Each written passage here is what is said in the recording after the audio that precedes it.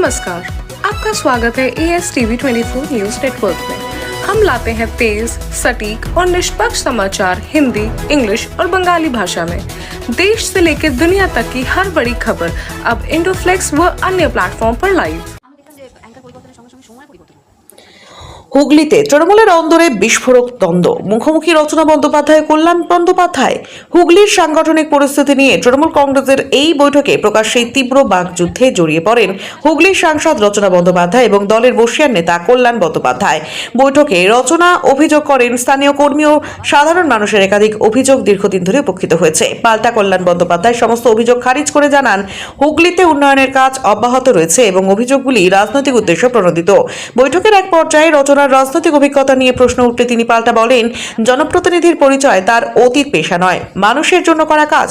নিজের অভিনয়ের জীবনের প্রসঙ্গ তুলে তিনি দাবি করেন, তিনি একমাত্র বাঙালি অভিনেত্রী যিনি অমিতাভ বচ্চনের সাথে কাজ করেছেন এবং বাংলা সহ একাধিক আঞ্চলিক চলচ্চিত্র শিল্পে সফলভাবে কাজ করে নিজের পরিচয় গড়ে তুলেছেন।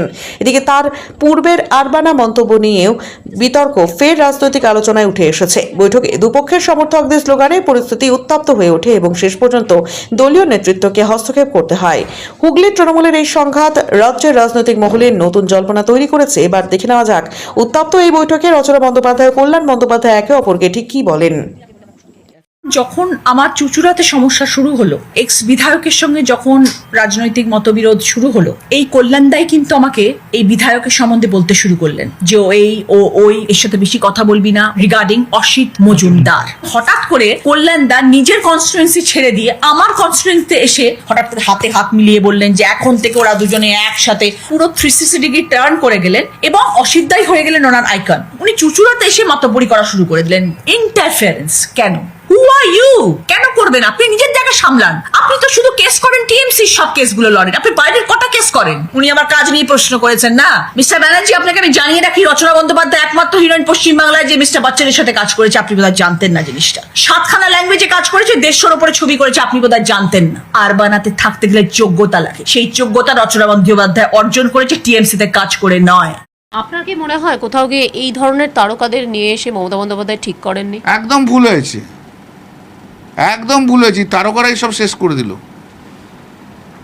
তারকারা শেষ করে দিল। খুবই ভুল হয়েছে, এক কথায় কি বলবেন? খুবই খারাপ। কি আর বলবো, যা বলার তো বলে দিচ্ছি। এরা তো বিশ্বাসঘাতক, এদের আর কি আছে, আসুক না। একটা ঘটনা বলি, শোনো কিরকম ভদ্রমহিলা, শুনে নাও। যখন এমপি হলো, এমপি হওয়ার পরে ওই দিল্লিতে বললো এই ফ্ল্যাটটা আমার দরকার আছে। আমি বললাম, দেখো এই ফ্ল্যাটটাতে আগে আমাদের হাজি নুরুল থাকতো আগে, এবারেও হাজি নুরুল থাকবে, ওই ফ্ল্যাটটা তো দেওয়া যাবে না, ও অলরেডি বলে দিয়েছে। তখন হাজি নুরুল বেঁচে ছিল, এমসে ভর্তি ছিল। আমি এটা করতে পারবো না। তবে যেই হাজি নুরুল মারা গেল, 3 দিন পরে আবার দৌড়ে দৌড়ে চলে এলো। হাজি নুরুল মারা গেছে, ফ্ল্যাটটা আমাকে দিয়ে। নুসরত ওটাতে আগে থাকতো, নুসরত অনেক টাকা পয়সা দিয়ে সাজিয়ে টুজিয়ে গুছিয়ে দিয়ে গেছে। নুসরত আমার বোনের মতো। নুসরত বলছে, দিদি তুমিও আমার ফ্ল্যাটটা নাও। যাও, আমি হাউস কমিটির মেম্বার, আমি ওটা করে দিলাম ওর নামে। এবার শুনবে কি, 5-6 মাস পর যখন ঘর সাজানো হয়ে গেছে, সমস্ত কিছু সিপিডাব্লিউ থেকে ঘরটা ঠিক করে দিয়েছে, 6 মাস পরে বলে আমি ওখানে থাকবো না।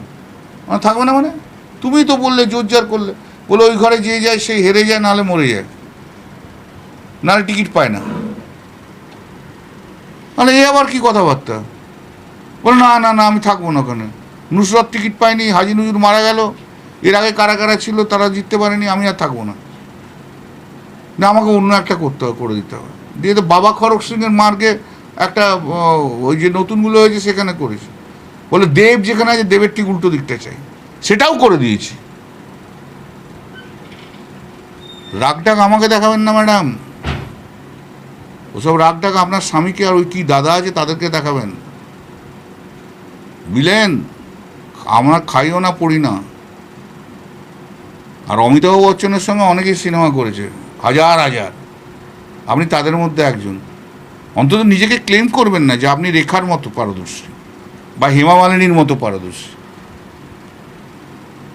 আর সিনেমা কোথায়? গত 10-12 বছর তো অভিনয় করেনি, অ্যাঙ্কারের কাজ করেছে, কোশ্চেন করেছে। কটা সিনেমা করেছে? কটা সিনেমা হাতে আছে বলুন না? আর তো এখন নায়িকার কেউ দেবে না। দেখুন কাকিমা, মা, বুড়িমা তাদের রোল পান কিনা। For more updates, continue watching ASTV 24.